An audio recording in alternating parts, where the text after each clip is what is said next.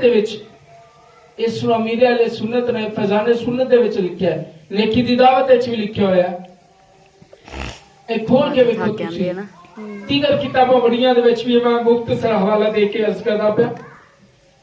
खाना बनाया उनकी बीवी ने ते खाने दे विच नमक ज्यादा पा दिते ते जदों बंदा आया ना खाना खावन लगा मुंह दे विच लुकमा पाया ना ते नमक तेज, गुस्सा बड़ा आया, एक ही कर दिता है तो साडे वर्गा होवे तो सालन आओ जावे पिया है और उन्हें गाला करने शुरू हो जाने, तेनू तो सिखाई कुछ नहीं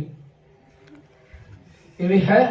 लेकिन उस बंदे ने सिर्फ ये सोचे यार मैं भी तो रब दा बंदा, मैं किनिया रब दी नाफरमानियां करना, मैं किनिया गलतियां करना, रब मैनू माफ कर देंदा, चलो मैं अज इहनू माफ कर देना भी रब दी बंदी है, चलो माफ किया।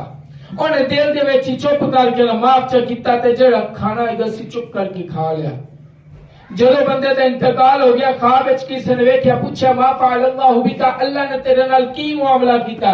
फरमाया रात जदों कब्र विच रख के आज हिसाबो किताब होया, अल्लाह ने फरमाया तू दुनिया विच रह के मेरी बंदी नाल मुहब्बत दी नजर दे नाल उनदे कोल गलती होगी, तू मेरी बंदी नू माफ कर दिता, जा मैं तेरी सारी जिंदगी दी खतावां नू माफ फरमा दिता है। फरमाया इस वजह तू मेरे रब ने मेरी बख्शिश फरमा दी है। मेरे भाई ऐ होवे तरीकाकार